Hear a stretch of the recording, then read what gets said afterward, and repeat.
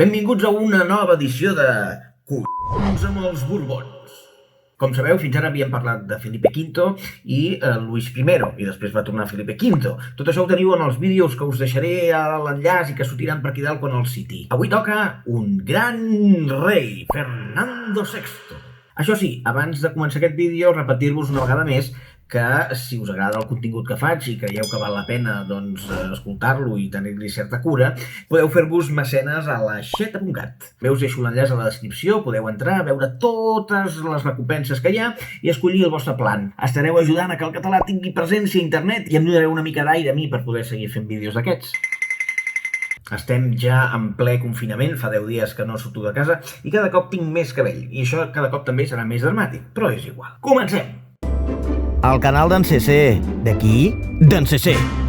Fernando VI d'Espanya, conegut també com el Prudent o el Just, va ser rei des del 1746 fins al 1759. 13 anys. Era el segon fill entre Felipe V i Maria Luisa de Savoia. El seu germà gran, amb qui estava molt lligat emocionalment, era Luis I, aquell que va regnar i va morir 7 mesos després d'estar al càrrec, amb només 17 anys. Quan això va passar, Fernando VI tenia 12 anys i va haver qui volia que Fernando VI fos el rei i que fos tutelat per Felipe V, el seu pare, que ja patia deliris, com hem explicat al vídeo anterior. Felipe V va ordenar al Consejo de Castilla que anul·lés el decret d'abdicació i va tornar a ser rei fins a la seva mort. Hi ha moltes veus que diuen que Isabel de Farnesio, la segona dona de Felipe V, va pressionar el seu marit per evitar que Fernando VI fos rei. Per què?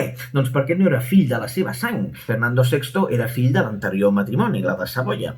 Isabel de Farnesio va fer el possible perquè els seus fillastres no accedissin al tron. Ella volia que el rei fos el seu primogènit, Carles, que més endavant seria Carles III, i que en aquell moment tenia 8 anys. Un moment clau en la vida de Fernando VI és quan va conèixer la que seria la seva esposa, Maria Bàrbara de Bragança, filla de Joan V de Portugal. Això va ser el 20 de gener del 1729. Segons relaten els contemporanis, la princesa portuguesa no era massa bonica, hauria de tenir bigoti. No, és broma. I s'explica també que era bastant voluminosa, patia un fort sobrepès. I la primera impressió de Fernando VI, que en aquell moment era el príncep d'Astúries, no va ser massa bona. No obstant això, Maria Bàrbara era una persona senzilla, afectuosa, intel·ligent, i va acabar congeniant molt bé amb el príncep d'Astúries, que era tímid i modest. Maria Bàrbara va ser molt important perquè Fernando VI s'imposés els desitjos de la seva madrastra i va ajudar Fernando VI a ocupar el lloc que li corresponia a la cort. Sempre, les dones a l'ombra, les dones històriques a l'ombra ajudant els homes. Quan el 1733 el matrimoni va poder residir a Madrid, Isabel de Farnesio va imposar un fèrrim marcatge al qui podria ser el futur rei d'Espanya. Això incloïa la limitació que només podien ser visitats per 4 persones al dia. No podien menjar en públic ni sortir de passeig.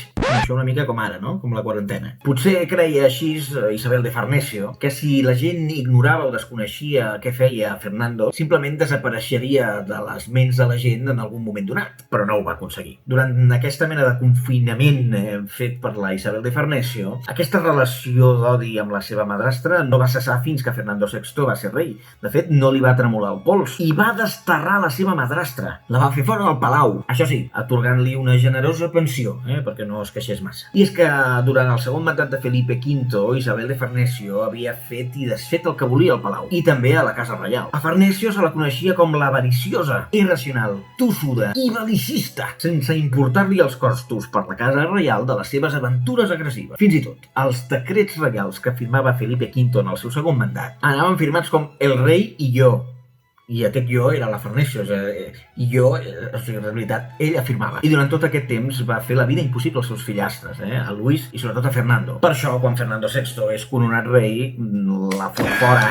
De fet, va ordenar a la seva madrastra que es retirés del Palau Reial El Buen Retiro i la va enviar a viure a la casa de la marquesa de Osuna. I més endavant, el rei Fernando VI ordenaria el seu desterrament com a càstig a tots els menyspreus que li havia aplicat. Tot i això, la dolenta de la Farnesio va deixar un espia a la cort. La seva filla, la infanta Maria Teresa Rafaela d'Espanya, que li anava explicant tot el que passava, en plan, escolta, li anava rajant. Anem a parlar una mica del regnat de Fernando VI. La majoria de llibres d'història, i fins i tot si busqueu per internet, en el regnat de Fernando VI. I el descriuen com un període de prosperitat, de pau, estabilitat, bona economia. Però s'amaga un passatge fosc, trist, malèvol i maquiavèlic del seu regnat, que és fastigós. la cara més sanguinària, xenòfoga i racista del Borbó espanyol. Es tracta de la maquiavèlica i terrorífica Gran Batuda contra el poble gitano, una acció també coneguda com Prisión General para Gitanos, que va ser una operació autoritzada pel rei i organitzada en secret pel marquès de l'Ensenada, solo sé que no sé nada. Es va iniciar de manera sincronitzada a tot el territori de l'estat, el dimecres 30 de juliol del 1749. L'objectiu declarat era arrestar i finalment extingir tots els gitanos que vivien al regne. Per a intentar aconseguir-ho, es va decidir separar els homes d'ètnia gitana i els seus fills majors de 7 anys de les seves dones i les seves mares per exterminar-los. Les dones es quedaven amb els seus fills menors. Amb aquesta mesura es va intentar també evitar que es reproduïssin entre ells, que tinguessin fills, vaja. Un cop capturats mitjançant grans batudes militars, els homes eren esclavitzats, dispersats i condemnats a treballs forçats, i les seves dones i fills tancats en presons en condicions lamentables. Es xifren entre 9.000 i 12.000 gitanos capturats, que per l'època és una xifra enorme. Aquest era Fernando VI. Bé, tornem a la seva vida.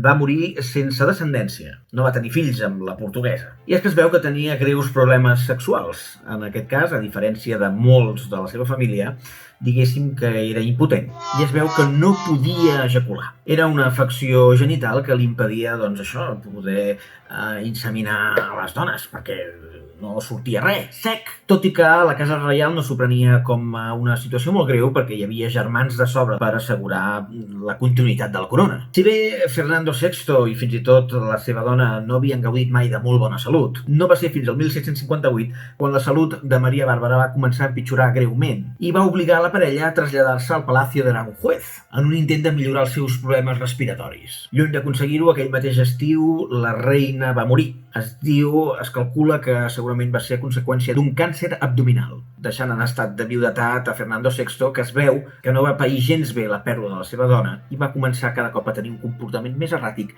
que recordava el del seu pare Felipe V. Al llarg de la seva vida, Fernando VI havia patit alguns períodes de depressió, però aquell estiu es va accelerar el seu caràcter melanconiós i va iniciar-se un any conegut com l'any sense rei, perquè el tio va desaparèixer a tot arreu. Durant aquell any, Fernando VI va començar a embogir i a tenir comportaments totalment fora de lloc. Va estar tot un any tancat a la seva habitació, al Palau de Villaviciosa de Odón. 12 mesos tancat, desaparegut, on va oblidar les seves obligacions com a rei. Davant de la desesperació dels criats i dels membres de la cort, el mateix Carles III, que estava regnant a Nàpols, va demanar usar una violència respectuosa contra el seu germanastre i així intentar aturar els seus atacs de deliri. I és que Déu-n'hi-do! Rebutjava les visites, els serveis d'higiene, no volia menjar i quan l'intentaven donar de menjar, fins i tot havia mossegat el nas d'algun dels servents. Algunes cròniques de l'època narren amb molts detalls la dissortada fi d'aquest Borbó. Diuen que pixava i defecava a l'habitació. Hi havia merda i puixum als llençols, al llit, als mobles, arribant a generar una fortor insuportable per tots aquells que l'envoltaven. Havia arribat a atacar amb els seus propis excrements a tots aquells que intentaven apropar-s'hi. Igual que el seu pare, es tapava amb un llençol i feia veure que era un fantasma passejant-se pels passadissos de la cort. I va intentar suïcidar-se 2 vegades. Fins i tot, com que estava tantes setmanes tancat a la seva pròpia habitació, es va arribar a menjar la seva merda per subsistir. Per tant, sí, ho podem dir, era el Borbó menjacaca. A més, es veu que patia estrenyiment, per tant era una femta dura, si la feia servir d'arma. Intentaven donar-li laxants, però ell no els deixava. I tenia por, a més, de que si anava a dormir moriria, i per tant no dormia mai al llit, sinó que es muntava una mena de llit amb 2 taburets. Per acabar-ho d'adobar, l'única cosa que el calmava era l'opi. Si el seu pare el calmava al castrati cantant-li les mateixes àrees durant hores i hores, a Fernando VI el que el calmava era l'opi, que va acabar generant, a més, un efecte encara més pervers per la seva malaltia. Així doncs, el 10 d'agost de 1759 va morir i el succeiria el seu germanastre, Carlos III. I això faria que Isabel de Farnesio tornés a guanyar protagonisme, però ho parlarem en el següent vídeo. Espero que us hagi agradat. Recordeu fer-vos subscriptors del canal, a visitar també la xeta, a fer clic a la campaneta perquè us avisi cada cop que hi hagi un vídeo, a recomanar-lo, a repartir-lo, a fer retweet, a enviar-lo pel WhatsApp.